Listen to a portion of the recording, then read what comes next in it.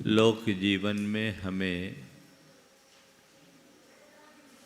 अनेक लोगों के संपर्क में रहना पड़ता है। हम जिनके संपर्क में रहते हैं उन पर हमें विश्वास और भरोसा भी करना पड़ता है। बिना विश्वास के हमारा व्यवहार नहीं चलता। लेकिन अक्सर ये देखा जाता है कि हम जिन पर विश्वास करते हैं वही हमारा विश्वासघात कर लेता है। और जब व्यक्ति किसी के विश्वासघात का शिकार होता है तो अंदर से टूट जाता है। आज बात केवल इसकी है कि तुम किसी भी व्यक्ति को तब तक स्वीकार मत करो, किसी भी व्यक्ति पर तब तक विश्वास मत करो जब तक कि उसकी पूरी परीक्षा न हो जाए। क्योंकि व्यक्ति जैसा सामने दिखता है वैसा हो ये कोई जरूरी नहीं है। और आजकल तो लोग बड़े होशियार होते हैं, बोलते बहुत मीठा मीठा है लेकिन अंदर से वे कहते हैं ना मीठी छुरी होते हैं। हमें ऐसे लोगों पर विश्वास करने से पहले उनकी परीक्षा लेनी चाहिए। परीक्षा कैसे ले?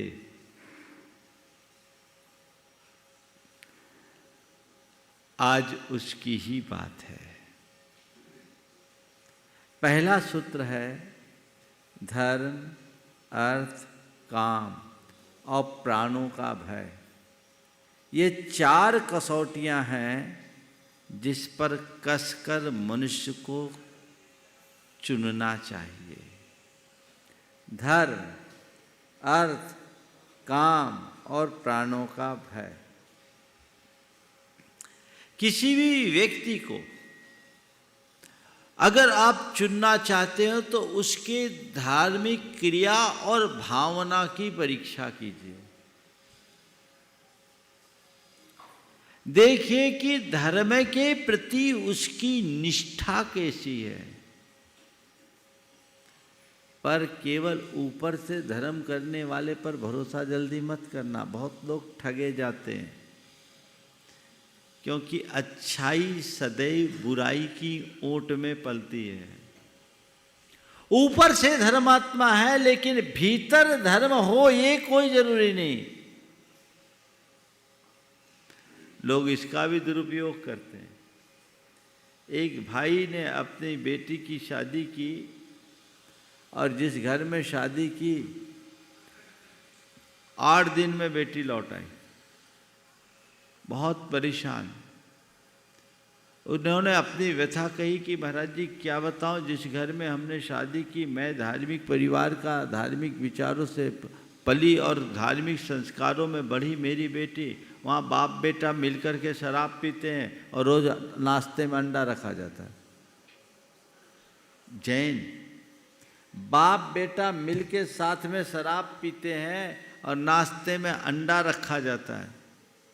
और मेरी बेटी ने जब इस बात का प्रतिवाद किया तो साफ शब्दों में कह दिया गया ये हमारे घर का कल्चर है, तुम्हें इसे स्वीकार करना पड़ेगा।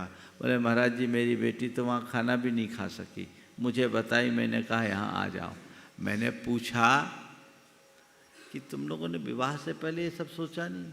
बोले महाराज जी मैंने देखा जिस व्यक्ति के यहाँ संबंध हुआ, देखिए कैसा दोहरा चरित्र होता है मनुष्य का। वो व्यक्ति समाज के मुखियाओं में एक। बोला महाराज हमेशा धर्म मंचों में आगे रहने वाला, साधु संतों के कार्यक्रमों में अपनी मुख्य भूमिका निभाने वाला व्यक्ति, हमने सोचा धार्मिक परिवार, अच्छा संबंध है, कर दो। क्या हुआ? तुमने ऊपर का बाना तो देखा, पर भीतर से पहचानने में चूक गए। अक्सर धोखा होता है, और वे लोग जल्दी धोखा खाते हैं जो थोड़े उतावली होते हैं, अंधविश्वासी होते हैं, लालची होते हैं, या केवल कर्म कांडों पर भरोसा रखते हैं। ये लोग जल्दी धोखा खाते हैं, बहुत जल्दी किसी की भी बातों में आ जाते हैं। व्यक्ति के अंदर धर्म के प्रति कैसा भाव है ये देखो। ऊपर से तो धर्म की बड़ी बड़ी बातें कर ले, कई लोग मन मोह लेते हैं धर्म की बातें करके, लेकिन अंदर अधर्म पलता रहता है।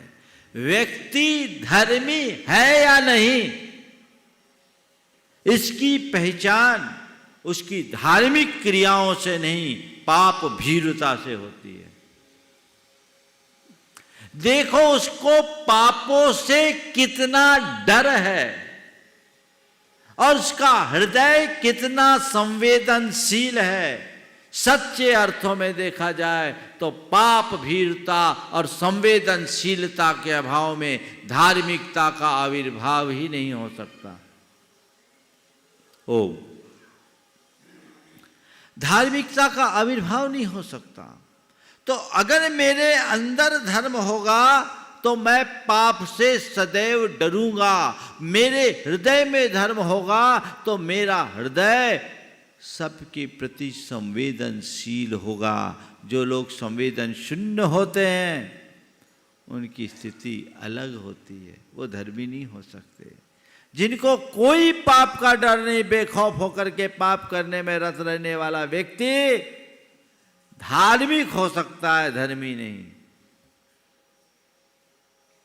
इसलिए निकटता से देखो धर्म के संदर्भ में उसकी क्या धारणा है। केवल धार्मिक समारोहों में सहभागिता ले रहा है, धार्मिक क्रियाओं को कर रहा है, या उसकी अंतरात्मा में भी धर्म है। यदि धर्मी होगा तो पाप नहीं कर सकता, और जो व्यक्ति निष्पाप होगा वही निश्चल होगा। वो कभी किसी को धोखा नहीं देगा। तो पहली कसौटी व्यक्ति के धर्म से है। आप लोग धर्म को देखते हैं पर सतही तौर पर, क्या हाँ ठीक है, रात में भोजन नहीं करता, कोई व्यसन बुराई नहीं है, हाँ साधु संतों की सेवा करते हैं, रोज मंदिर जाते, पूजा पाठ करते हैं, ये अच्छी बात है। लेकिन उसकी अप्रोच कैसी है, सोच कैसी है? कहीं वो स्वार्थी तो नहीं है, मौका परस्त तो नहीं है, अंदर से क्रूर तो नहीं है, क्रोधी तो नहीं है, अभिमानी तो नहीं है। यदि ये दुर्बलताएं किसी मनुष्य में है तो वो साधु भी क्यों ना हो भरोसे के लायक नहीं है। क्यों? उसका व्यक्तित्व बिगड़ा हुआ है, बहुत उथले व्यक्तित्व के साथ जी रहा है। ऐसे उथले व्यक्तित्व के धनी से तुम यदि जुड़ जाओगे और उस पर अंधा भरोसा करोगे, धोखा खाओगे। बहुत जल्दी आजकल तो कोई भी किसी पर भी विश्वास कर लेते। किसी ने थोड़ा सा मीठा मीठा बोला, विश्वास। और आज के युवक युवतियों में ये ज्यादा, और उसमें भी बुरा नहीं मानना, लड़कियों में जल्दी, बहुत जल्दी। थोड़ा सा लगेगा महाराज क्या बोल रहे, लेकिन हकीकत है वो बहुत जल्दी इमोशनल हो जाती। ये उनकी कमजोरी है।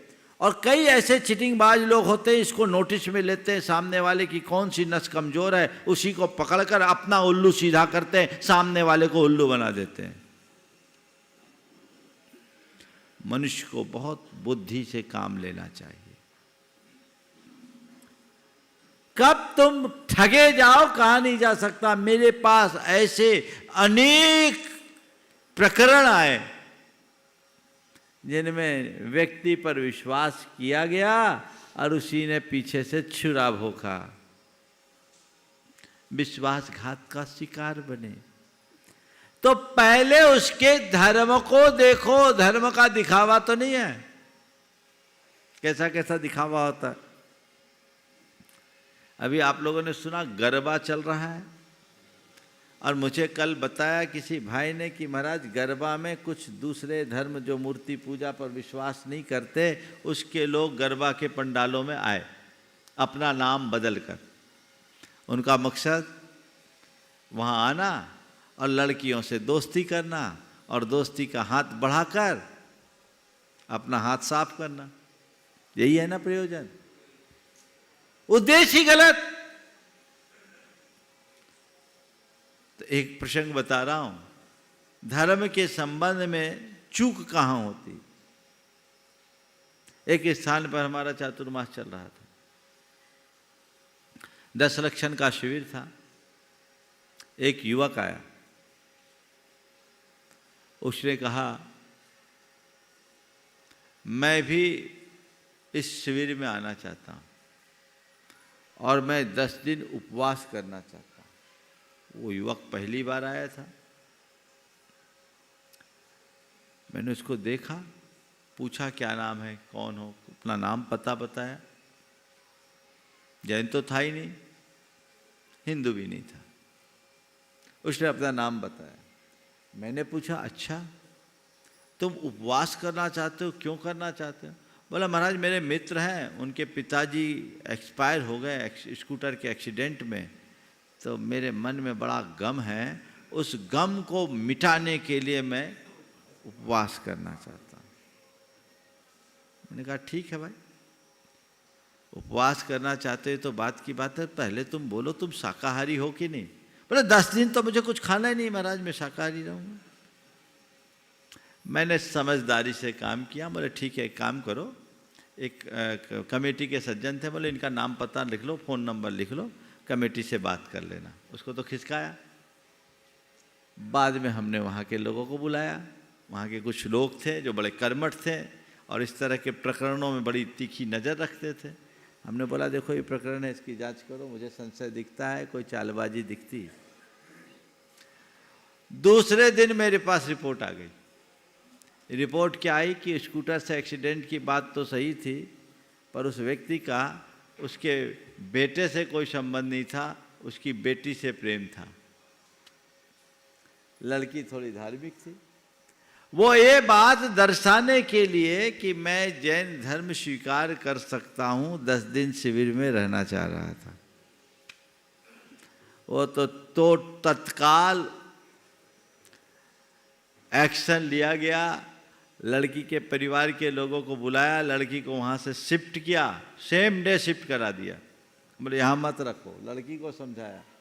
हाँ लड़की बच गई, नहीं तो पता नहीं किस जिहाद के चक्कर में फंस जाती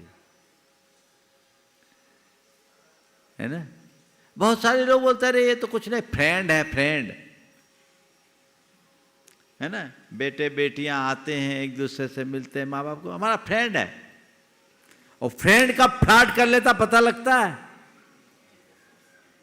फ्रेंड भी फ्रॉड बन जाए। व्यक्ति को पहचानिए, समय से पूर्व आप उसे पहचान जाओगे तो कभी विफल नहीं होगे, और आंख मूंद कर भरोसा करोगे तो हाथ ही मलते रहोगे और कुछ नहीं होगा। पाप से डर है या नहीं, संवेदना उसके हृदय में है या नहीं, इन दोनों को देखते हुए उसकी धार्मिक क्रियाकलापों पर नजर रखो, फिर उस पर भरोसा करो। तब मानना हाँ ये आदमी भरोसे के लायक है, ये छोटी छोटी बातों को भी ध्यान में रख करके चलता है। पर इसमें एक बात और बताई दे रहा हूं, जो आदमी ज्यादा दिखे ना तो उस पर थोड़ा और गंभीरता से वाच करना। हमारे यहाँ शास्त्रों में लिखा है, सूक्ष्म और बादर दोष बताया आलोचना के। तो मुनि लोग भी अगर कभी बेईमानी करे तो गड़बड़ हो सकता है, तो मुनियों में भी बेईमानी ना हो, ये व्यवस्था शास्त्र में दी। पर मन है, मन बहुत खराब है, प्रायश्चित लेने के लिए गया गुरु के पास। छोटे छोटे दोष का तो प्रायश्चित ले ले, और छोटे से दोष का प्रायश्चित। गुरु सोचे ये तो बड़ा गंभीर है, छोटी छोटी बातों के प्रति जागरूक है, तो गुरु उसके प्रति थोड़ा सा तटस्थ हो जाए, ठीक है, विश्वास हो गया। छोटे दोष का प्रायश्चित ले और बड़े बड़े घोटाले करे, ऐसा होता है ना। एंड नौटंकीबाज लोग सारे दुनिया में मिलते हैं। तो जो व्यक्ति छोटी छोटी बातों को आपके सामने प्रकट कर रहा है या उनके प्रति गंभीर बन रहा है, वहां छोटे छोटे पापों से डरने की बात कर रहा है, उस पे अपनी आंखें ज्यादा गड़ाना, देखना कि छोटे के साथ बड़े का कुछ खेला तो नहीं है। और जब तक उसे अपनी कसौटी पर मत कस लो, भरोसा मत करना, क्योंकि तुम जिस पर भरोसा करोगे वही तुम्हारा बंटाधार कर सकता है। तो पहली कसौटी धर्म की क्या है? पाप से डर और संवेदनशीलता। ये दूसरों के लिए करो और खुद के लिए भी कसो। मेरे भीतर धर्म है या नहीं, मुझे भी देखना है। जब मैं खुद ही पाप से नहीं डरूंगा, मेरा मन खुद ही संवेदन शून्य होगा, तो फिर मैं औरों के प्रति क्या व्यवहार करूंगा? जैसा मैं रहूंगा वैसा सब दिखेगा।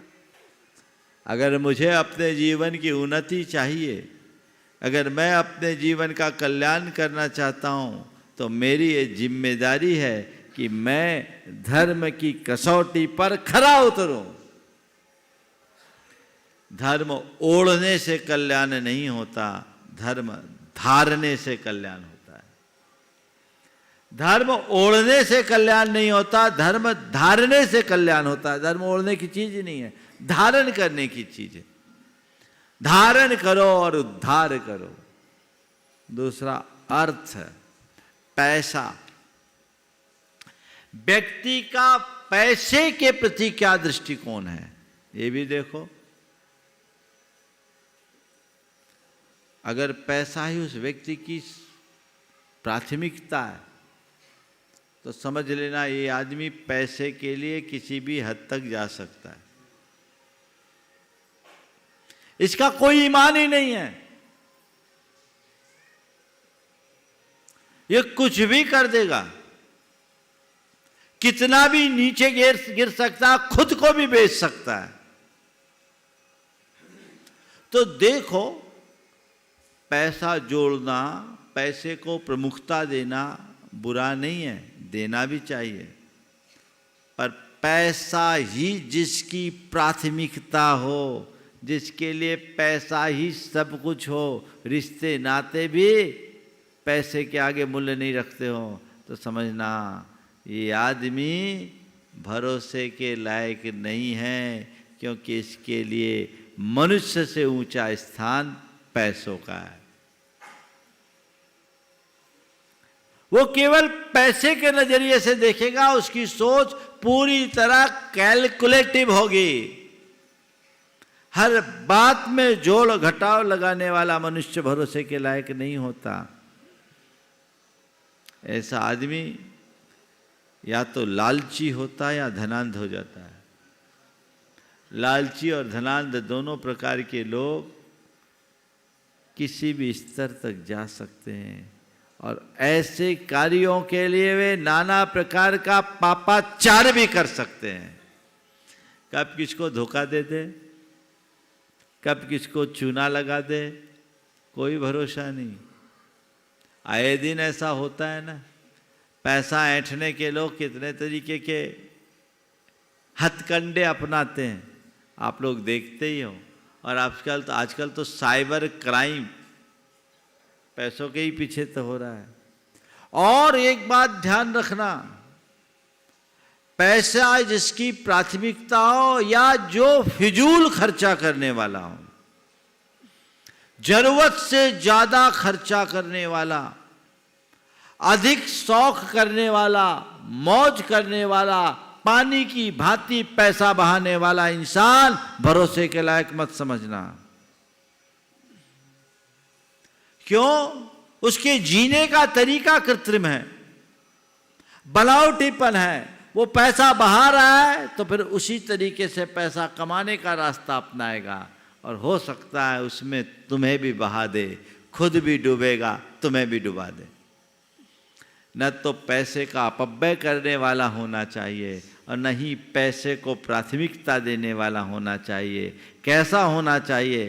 पैसे का सही उपयोग करने वाला होना चाहिए, कमाने वाला हो और उसका उपयोग करने वाला हो।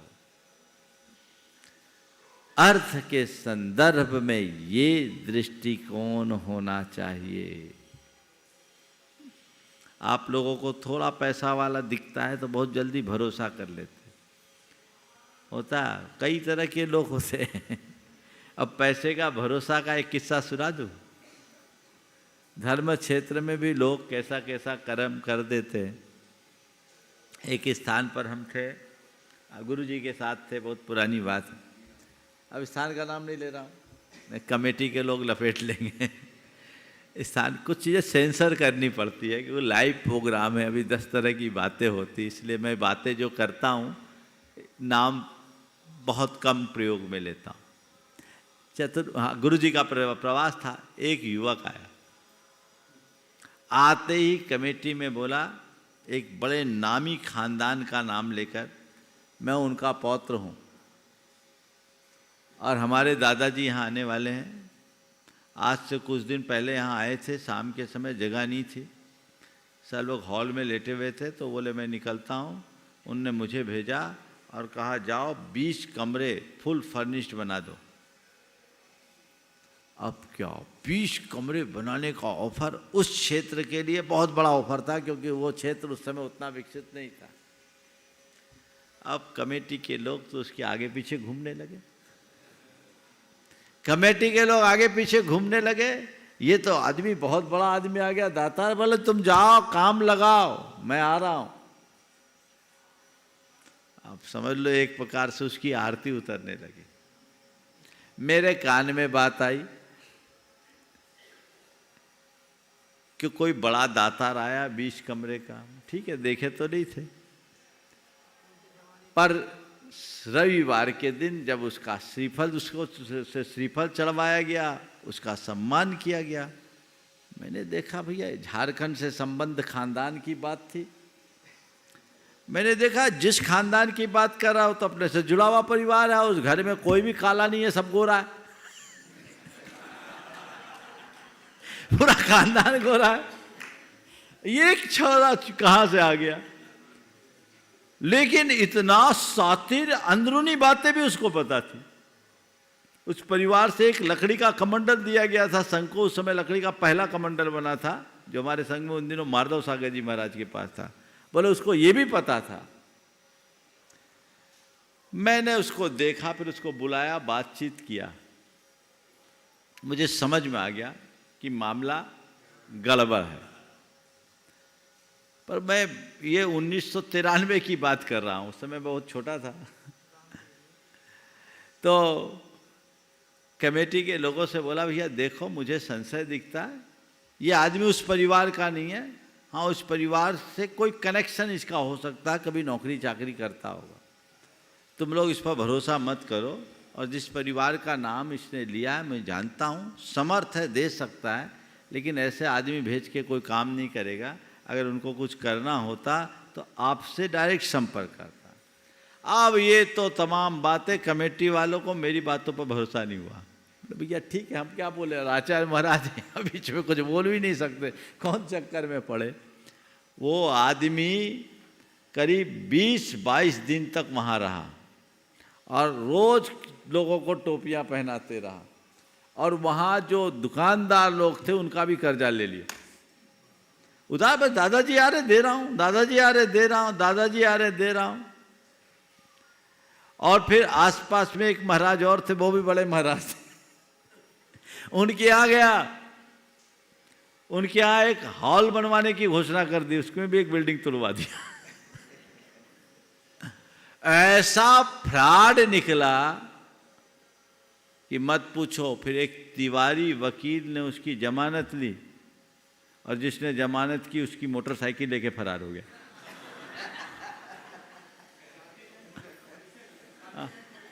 और जाते समय पैसा और लिया। बाद में जब कलई खुली तब पता लगा और विज्ञप्ति जारी करनी पड़ी।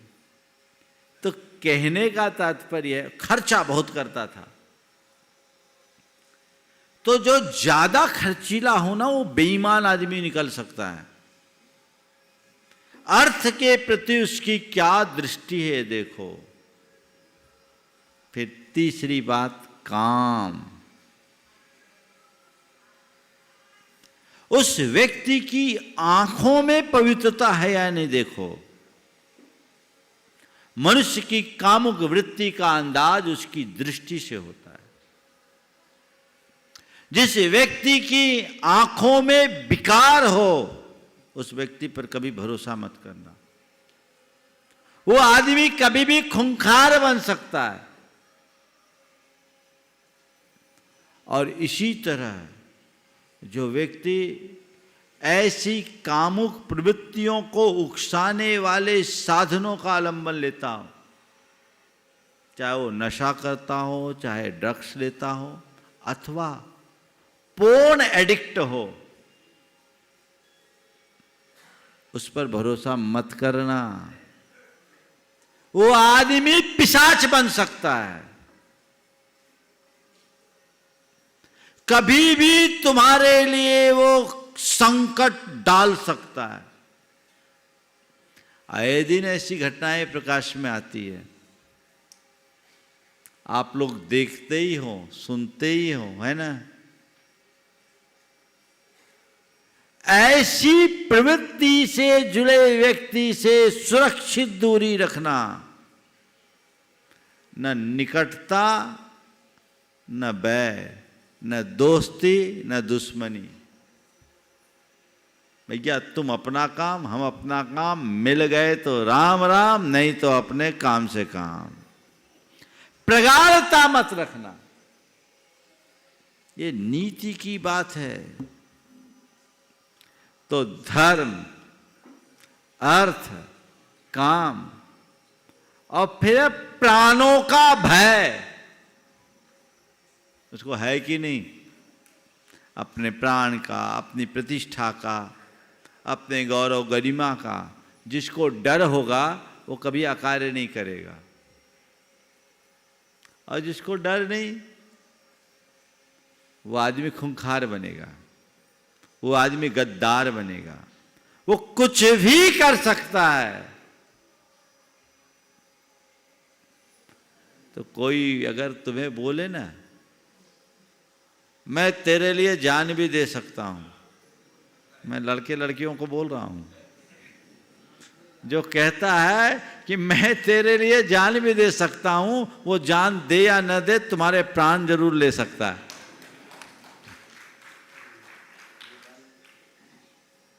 वो प्राण ले सकता है, कुछ भी कांड हो सकता है। अरे हमको बहुत चाहता है, उसके दिल में क्या है तो भगवान ही जानते हैं।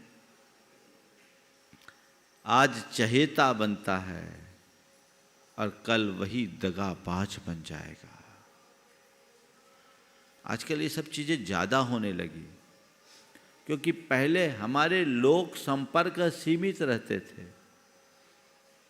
अब तो बहुत ज्यादा हो गए। साथ में पढ़ना है, साथ में काम करना है, और इसके अलावा आपके पास तो आपका गैजेट है, उसमें फेसबुक है, व्हाट्सएप है, ट्विटर है, और क्या इंस्टाग्राम है, और क्या है, यही है, चार ही है। बहुत है, बहुत है।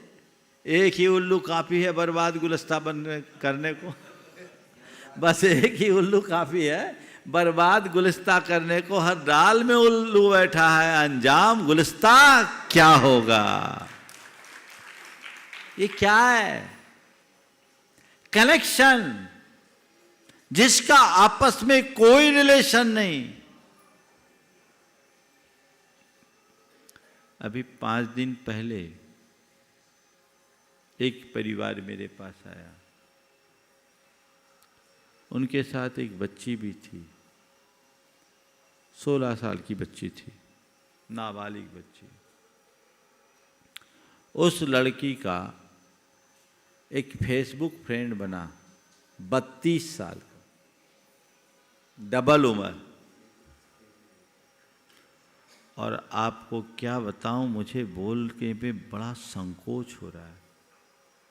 परिवार के लोगों ने उस बच्ची के लिए प्रायश्चित दिलाने के लिए मेरे पास आया। उस बच्ची का 2 बार एबॉर्शन हो चुका था 16 साल की उम्र में। जब मैंने बच्ची से बातचीत की तो बोला फेसबुक की, वो बच्ची बोली हम फेसबुक के माध्यम से जुड़ गए। दोनों के निवास स्थान में 700 किलोमीटर का अंतर, पर फिर भी फेसबुक से जुड़ने के बाद कहाँ मौका मिला, कहाँ बुलाया, क्या कहा, पूरी कहानी मैं बोल नहीं सकता।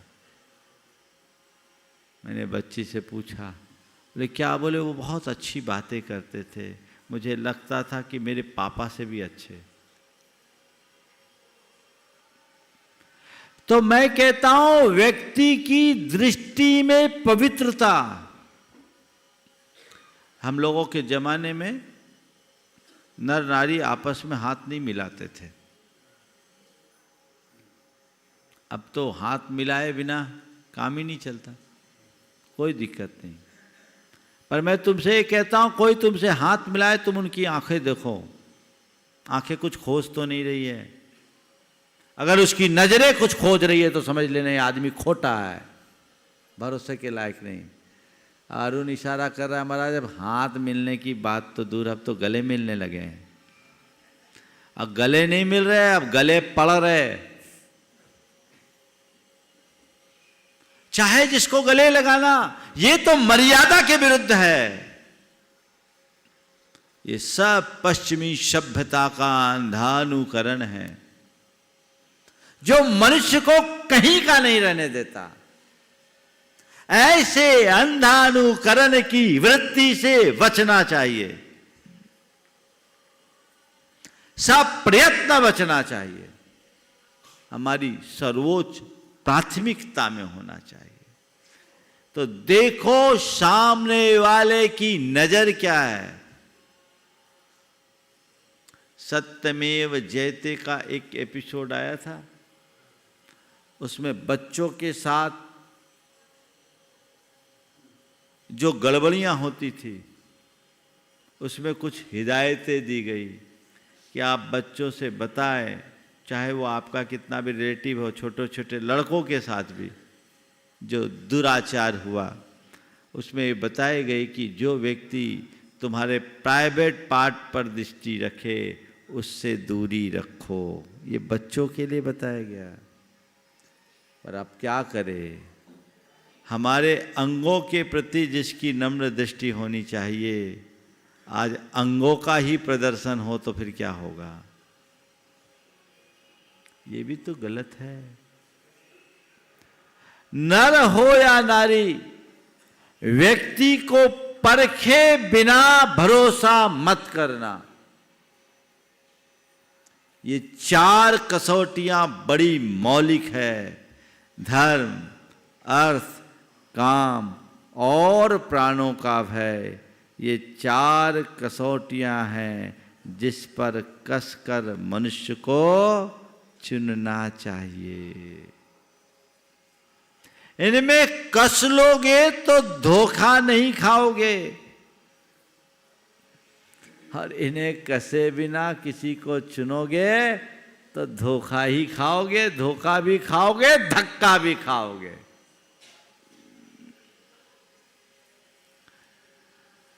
आजकल लोगों की स्वार्थपरक वृत्ति, मौका परस्ती, अवसरवादिता या मतलबीपन के भाव बहुत तेजी से बढ़ते जा रहे हैं। अब गैरों की बात तो जाने दो, लोग अपनों के साथ जिनसे हमारा रक्त संबंध है, खून का रिश्ता है, उनके साथ भी लोग इस तरह के अनैतिक पापपूर्ण कर्म कर लेते हैं। उनके साथ भी छल, फरेब, धोखा और हिंसा, हत्या तक कर बैठते हैं। तो विचार करना चाहिए कि नहीं? चाहे तुम्हारा नौकर चाकर हो, चाहे तुम्हारा पड़ोसी हो, चाहे तुम्हारा मित्र हो, कोई भी क्यों ना हो, विश्वास करके ही, बिना परीक्षा के किसी को मत चुनो। और केवल एक बार परीक्षा मत लो, बार बार लेने के लिए देखो, तब काम होगा और वही योग्य मनुष्य होगा। शेष बातें आप सबके लिए कल करूँगा। ये विषय अभी 2-3 दिन और चलेगा, बहुत मौलिक विषय है। हमें इन बातों पर बहुत गंभीरता से विचार करना चाहिए, जिससे हम अपने जीवन को सुंदर बना सके, अच्छा बना सके और जीवन में आनंद रस भर सके। बोलिए अहिंसा परमो धर्म की।